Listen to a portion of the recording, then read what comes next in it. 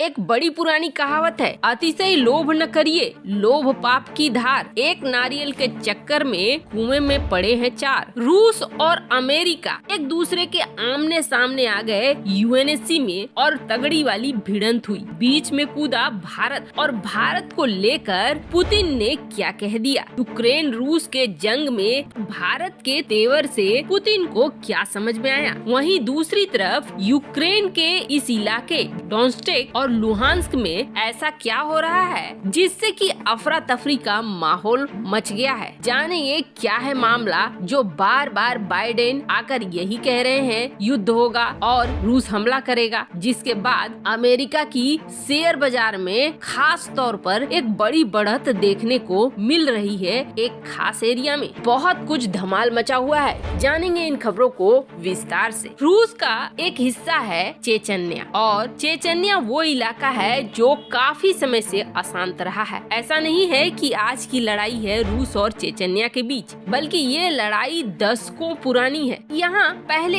ऐसे सेक्युलर विद्रोही थे जो सिर्फ ये मांग कर रहे थे कि चेचन्या को आजादी मिले, लेकिन बाद में धीरे धीरे ऐसे होने लगे जो कि सिर्फ धर्म और इस्लाम को लेकर जुड़ने लगे। उनका कहना था कि यहाँ एक इस्लामिक सरकार हो। रूस में भी कई नेता आए, कई नेता गए, लेकिन फिर एक दौर आया पुतिन का और पुतिन के लिए रूस चेचन्या का जो युद्ध था वो बहुत ही ज्यादा इम्पोर्टेंट बन गया और इस युद्ध को पुतिन ने बिल्कुल कामयाब तरीके से जीता। वजह क्या थी तो आप ये समझिए, चेचन्या में जब इस्लामी उग्रवादी गुटों का बढ़ावा होने लगा तब ये लोग रूसी समुदाय के लोगों को सीधे सीधे निशाना बनाने लगे, जिसके बाद रूस ने वहाँ अपना एक समर्थित सरकार सैन्य बल के तौर पर तैनात कर दिया और उसके बाद तो चेचन्या को रूस में शामिल करने का आधिकारिक बयान भी जाहिर कर दिया। और इन सब के बीच में अभी भी चेचन्या विद्रोहियों और रूस के बीच तनाव देखने को मिलते रहते हैं और कई मौकों पर देखा जाता है कि चेचन्या के अलगाववादी नेता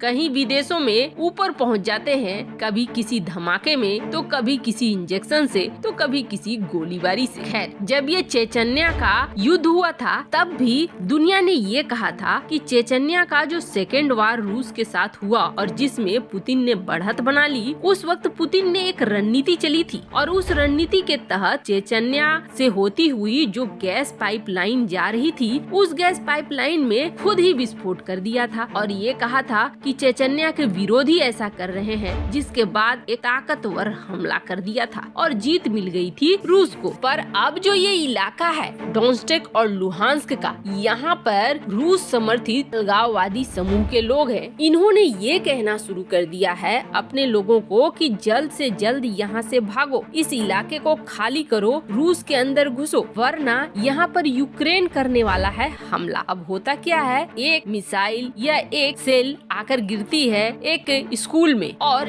इस स्कूल को क्षति पहुँचती है, पर वहाँ पर बच्चे नहीं होते हैं, जिसकी वजह से कोई हताहत नहीं होता है। पर फल क्या होता है, इस एक स्कूल की क्षति को लेकर पूरा पश्चिमी मीडिया 1.5 दिनों तक इस खबर को खींचता रहा कि यूक्रेन पर रूस ने हमले कर दिए हैं और इस इलाके के जो रूस समर्थित अलगाववादी हैं वो ये कह रहे हैं यूक्रेन ये हमले कर रहा है और यूक्रेन ये कह रहा है कि रूस फॉल्स फ्लैग ऑपरेशंस कर रहा है, यानी कि खुद से हमला कर रहा है और ये कह रहा है कि ये हमला यूक्रेन ने किया है, क्योंकि इसी को एक बहाना बनाकर रूस करने वाला है यूक्रेन पर एक बड़ा हमला। वैसे आपको बता दें, जैसे ही अलगाववादियों ने यहाँ से निकलकर रूस में जाने का कार्यक्रम शुरू किया है, वैसे ही रूस की तरफ से भी बयान आया है कि अब हमें इन्हें बचाना चाहिए, जिसका साफ मतलब है कि इसे बहाना बना सकता है रूस यूक्रेन के ऊपर हमला करने के लिए। लेकिन मामला यही नहीं रुका। अब जो पूर्वी यूक्रेन है वहाँ पर अफरा तफरी का माहौल मच गया है। न सिर्फ एक मिसाइल हमले, बल्कि अब